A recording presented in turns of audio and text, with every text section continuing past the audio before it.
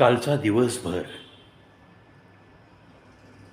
वरिष्ठ नागरिकांचा ठिकठिकाणी हार तुरे घालून सन्मान,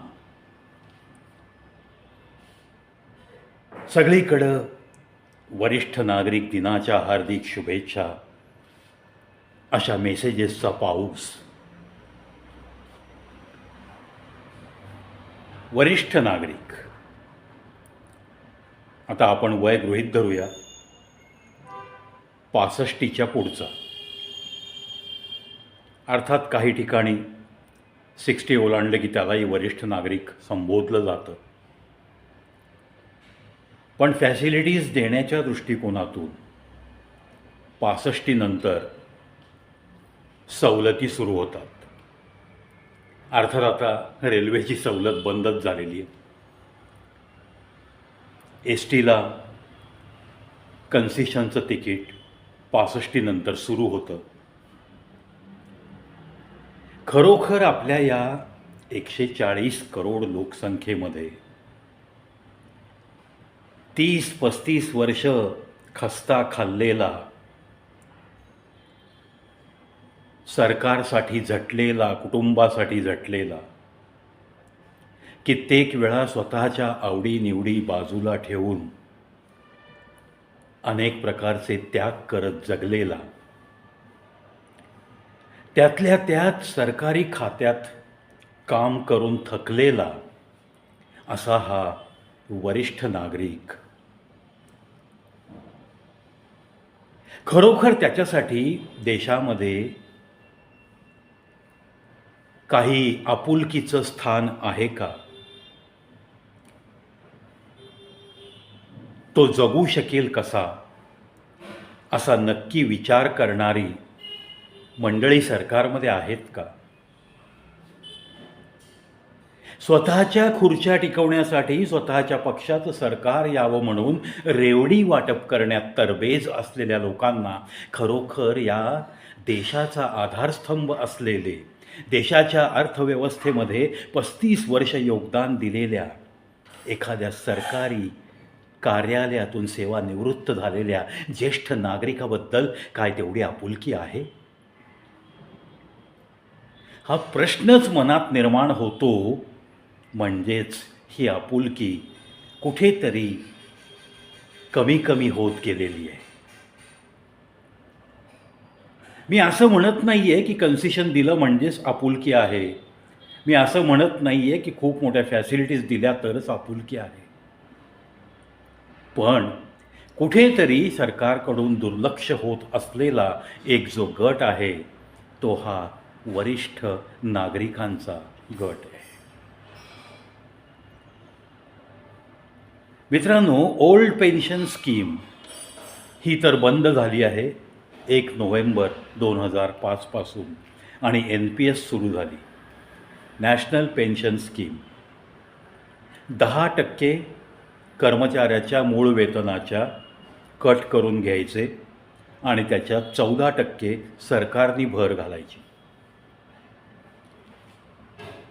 म्हणजेच 50,000 मूळ वेतन असलेल्या माणसाचे 14% सरकार भरणार, 7,000 आणि 5,000 कर्मचाऱ्यांनी भरायचे. असं त्याचं दरमहा 12,000 सेविंग होणार.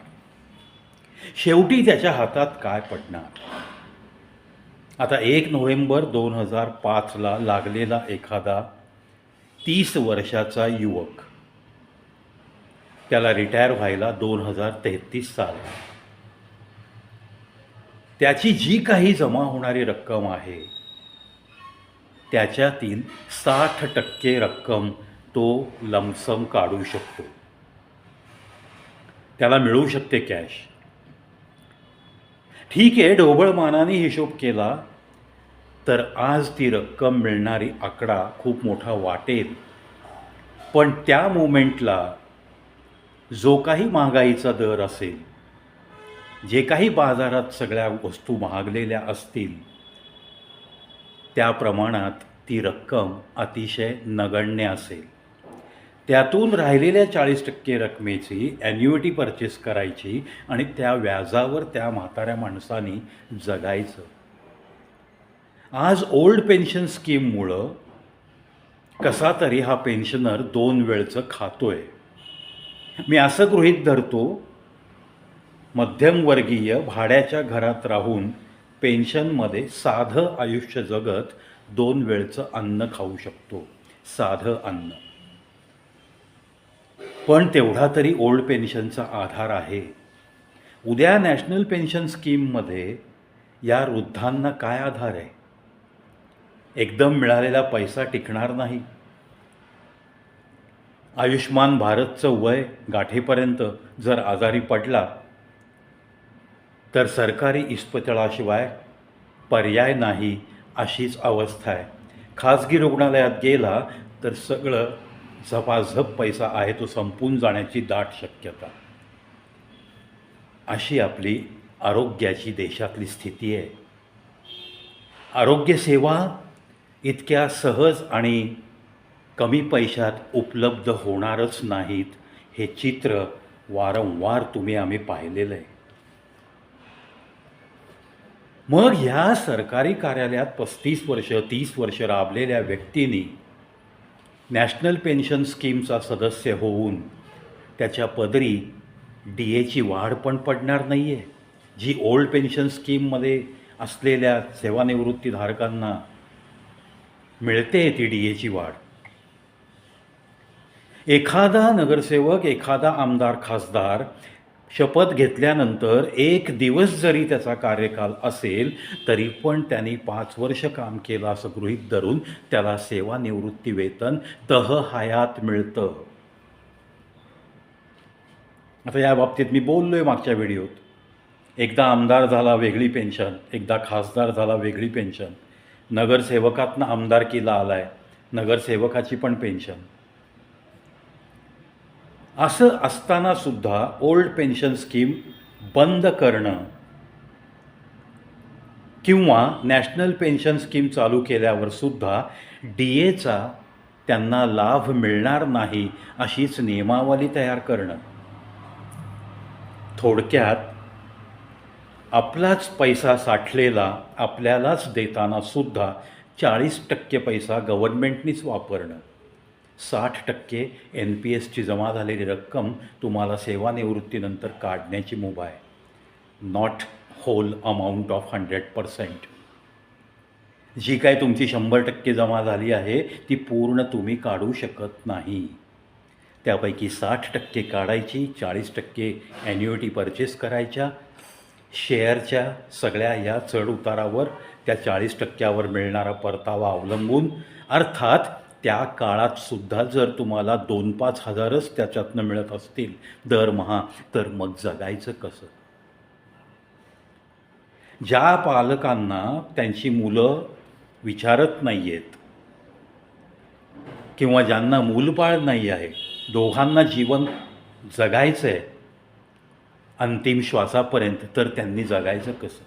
हा मोठा प्रश्न या NPS धारकांच्या मनात नक्की आहे. कुठेतरी शासनाला या नियमावलीत बदल करावा लागेल. चित्र तर असं दिसतंय की ओल्ड पेन्शन स्कीम पुन्हा चालू करण्याची सरकारची मानसिकताच नाही आहे. रेवड्या वाटण्यात पटाईत आहेत. लाडकी बहीण योजना चालते, मतं मिळणार आहेत. वरिष्ठ नागरिक काय 20-25 वर्ष जगेल, 2-4 इलेक्शनचा कोण विचार करतोय?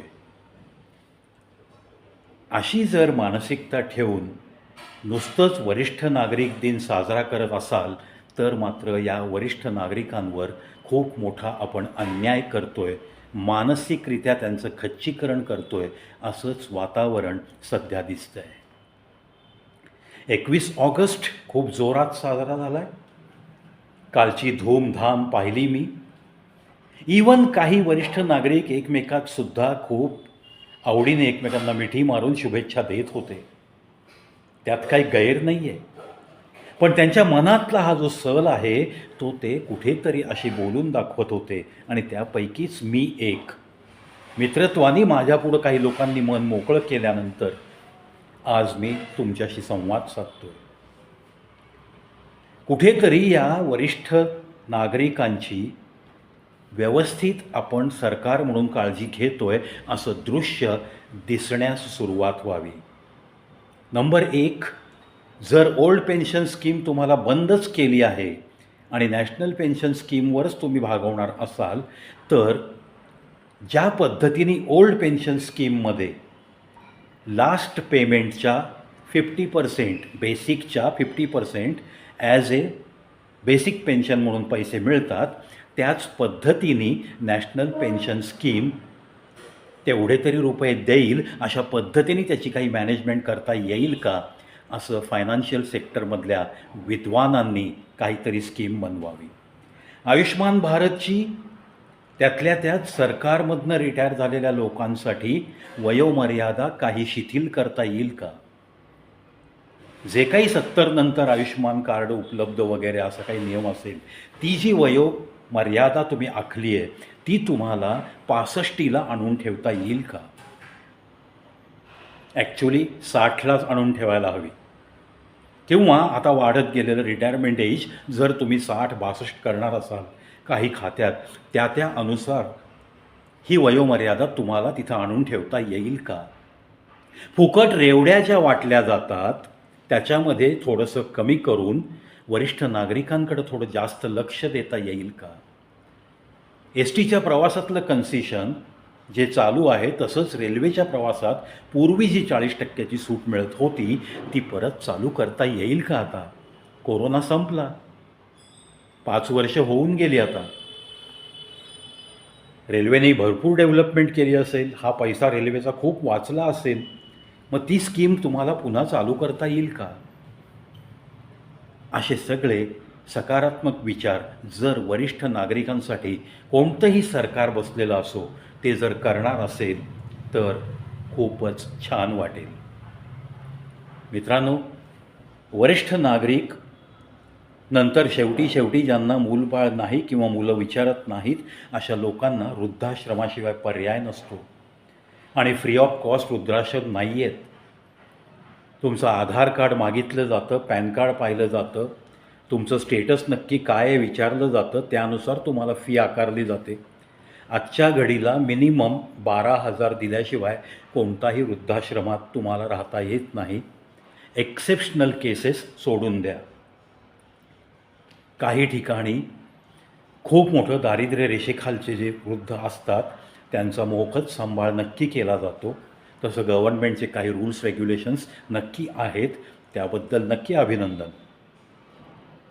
पण वृद्धाश्रमामध्ये जर राहावं लागलं पती पत्नींना एखाद्या सरकारी नोकराच्या,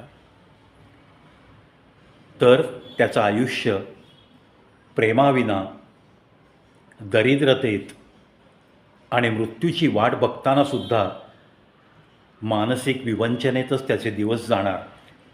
हाच का आपण वरिष्ठ नागरिकांचा कड घेतो, त्यांची काळजी घेतो? त्यामुळं सरकारला कुठेतरी काहीतरी नियमावली अशी बनवावी लागेल, NPSमध्ये अशा काही सुधारणा घडवाव्या लागतील की त्यांना जसा ओल्ड पेन्शन स्कीममध्ये DAचा लाभ मिळतो त्या पद्धतीने तरी त्यांना चढ्या दराने व्याजदर मिळाले पाहिजेत. इतकं तरी करू शकता. कॉमन मॅनला जर समजा 8% व्याज असेल तर या लोकांना ॲटलिस्ट 12% तरी व्याज द्या. ह्या गोष्टी करता येतात, नाही असं नाही आहे. तुमच्या तिजोरीवरचा पूर्ण ताण जेव्हा तुम्ही कमी केला आहे तर कुठेतरी समाधानकारकरित्या या वरिष्ठ नागरिकांसाठी थोडी तरी फुंकर घालण्याचा सरकार प्रयत्न करेल अशी आशा बाळगतो. आणि पुन्हा एकदा विनंती करीन, जमल्यास ओल्ड पेन्शन स्कीम पुन्हा सुरू करावी. प्रत्येक गटाकडनं जर आंदोलनं होत राहिली तर मात्र सरकार चालवणं कठीण होईल. विद्यार्थी आलेत, उद्या वकील येणार आहेत आंदोलनात, उद्या ज्येष्ठ नागरिक येतील, सैनिक आलेले आहेत, शेतकरी आलेले आहेत. मग ही सगळी आंदोलनच निस्तरत राहायची का? मग या आंदोलनाच्या व्यतिरिक्त जे काही भिजत पडलेले प्रश्न आहेत त्याच्यावरती कॅबिनेट चर्चा करून निर्णय घेऊ शकत नाही का? थोडंसं अंतर्मुख होऊन सरकारने असे काही प्रश्न स्वतःला विचारावेत आणि एन पी एसच्या बाबतीत काहीतरी समाधानकारक निर्णय व्हावेत याच अपेक्षेसह या व्हिडिओत इथंच थांबतो. पाहत राहा, ऐकत राहा कविप्रवीज शो यूट्यूब चॅनल.